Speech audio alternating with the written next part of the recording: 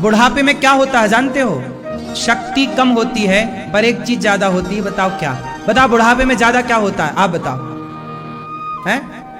हाँ, बुढ़ापे में ज्यादा होता है अनुभव और जवानी में ज्यादा होती है शक्ति। बुढ़ापे में शक्ति कम है पर अनुभव ज्यादा है। बात सही है कि गलत है?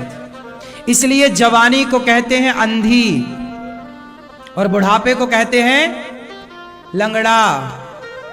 बुढ़ापा क्या होता है?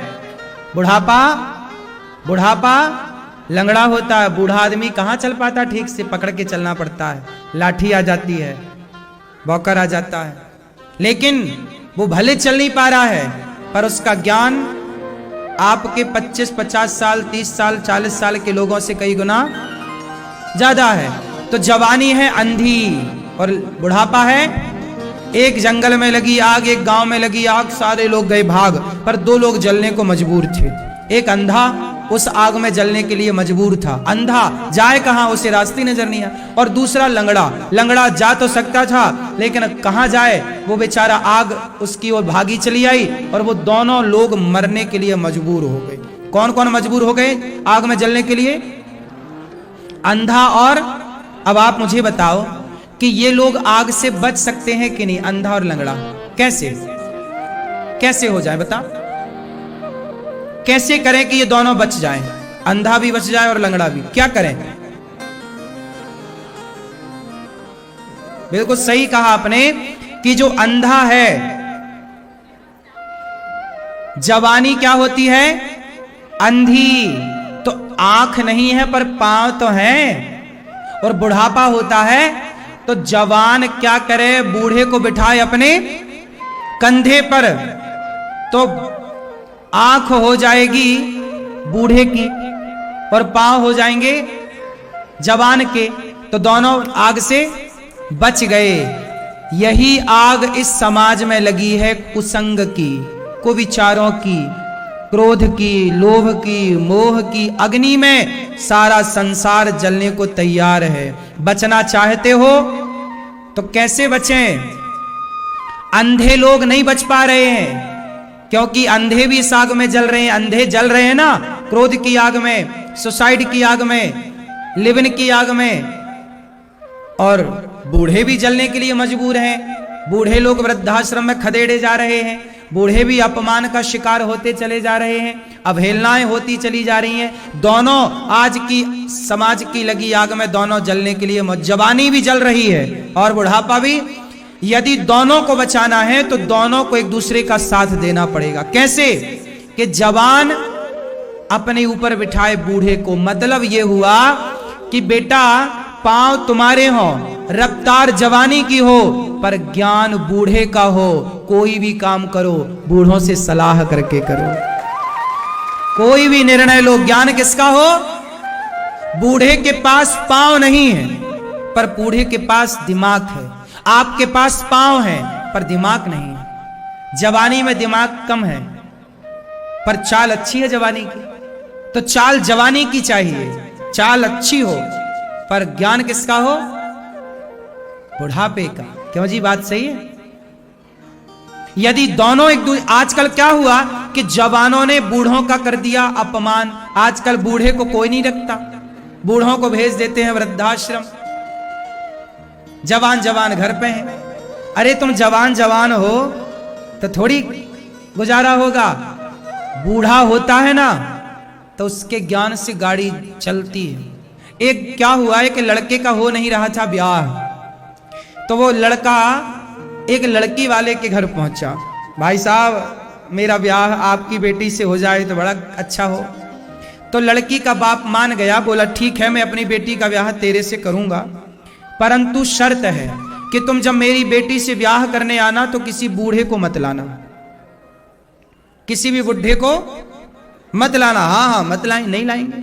अब लड़का दुल्हा बना, सारे बूढ़े गांव के परिवार के मामा, फूफा, मौसा, दादा, नाना सब तैयार।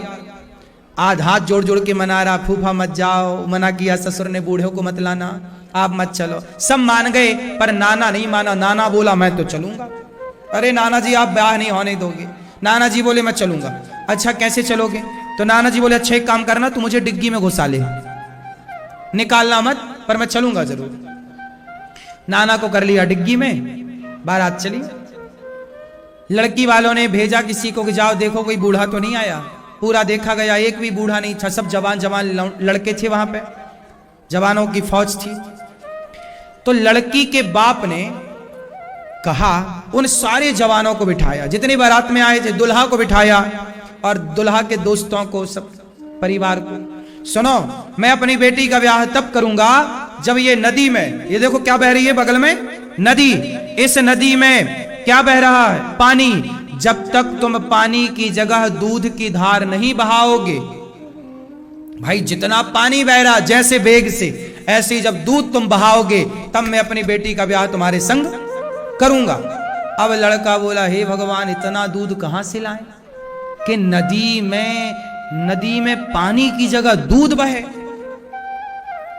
भाई 100 लीटर भी आप डाल दो तो इतनी सी धारा से निकल जाए, पूरी नदी में थोड़ी सफेदी छाएगी।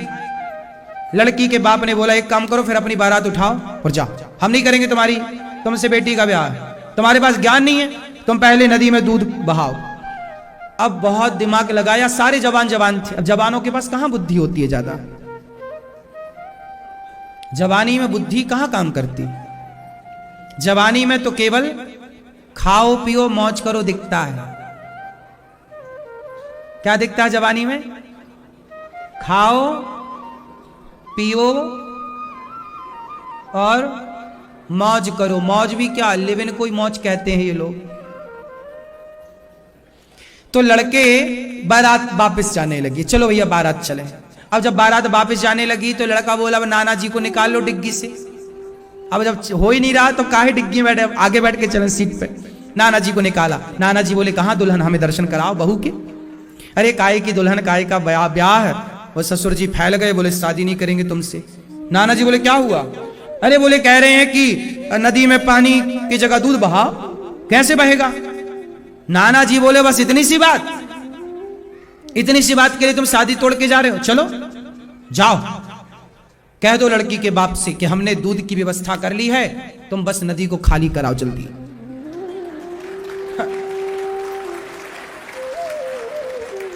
देखो नाना जी एक झटके में एक लाइन में सिखा दिए कि मैंने दूध की व्यवस्था, बोल देना कि हमने दूध की व्यवस्था कर ली है, बस तुम नदी को, भाई आपने बोला है कि पानी की जगह दूध बहना है, कैसे बहेगा?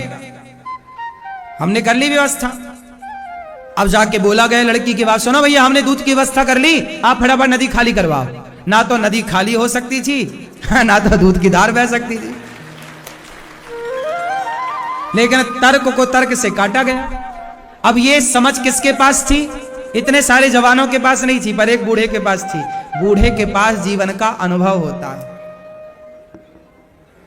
इसलिए कहता हूं कि बूढ़ों के साथ बैठोगे ना तो ज्यादा सीखोगे, ज्यादा आगे जाओगे। इसलिए दादाजी के साथ बैठा करो, दादाजी के पांव दबाया करो, दादी के पास बैठा करो, दादी के पांव दबाया करो, बड़े बूढ़ों के पास बैठा करो, गुरुजनों के पास बैठा करो, साधु संतों के पास बैठा करो। तुम्हारे जो दोस्त हैं ना, इनके साथ कम बैठा करो। तुम्हारी उम्र के लोगों के पास ज्ञान ही कितना, तुम्हारी उम्र के लोगों के पास उतना ही ज्ञान है जितना तुम्हारे पास। तुम्हारे से ज्यादा ज्ञान तुम्हारी से ज्यादा उम्र वालों के पास, क्योंकि उम्र बढ़ती है तो ही ना ज्ञान बढ़ता है। ये मानना पड़ेगा कि जस जस भीगे कामरी तस तस भारी होए। एक समय के साथ ना अनुभव मिलता है। ये बात सही है। ये बात अलग है कि कुछ लोग समाज में ऐसे भी हैं कि उम्र ज्यादा है पर ज्ञान कम है। लेकिन बहुत जगह देखा जाता है यदि आप समझदार हैं, अच्छे हैं, तो कम समय में आप ज्यादा ज्ञान को हासिल कर सकते हैं। स्वामी विवेकानंद जी बहुत कम समय पर उन्होंने बहुत बड़े ज्ञान को प्राप्त कर लिया। आद्य शंकराचार्य जी 29 वर्ष की आयु में तो चले भी गए भगवान के घर छोड़ के। इतनी कम आयु में उन्होंने बहुत बड़ा ज्ञान हासिल किया। तो जरूरी नहीं है कि उम्र लंबी ही हो ज्ञान के लिए, पर यह बात भी सत्य ही है कि समय के साथ ज्ञान बढ़ता है, सबका ही बढ़ता है। यह बात भी सत्य नहीं है। यह भी चेक करना पड़ेगा किस बूढ़े के पास ज्ञान है, किस बूढ़े के पास ज्ञान नहीं है। सब बूढ़ों के पास ज्ञान हो इसकी भी गारंटी नहीं है। क्यों जी, बात सही? तो आपकी जवानी अंधी है, बुढ़ापा लंगड़ा है, दोनों एक दूसरे का साथ दो, पार हो जाओगे। यही जीवन का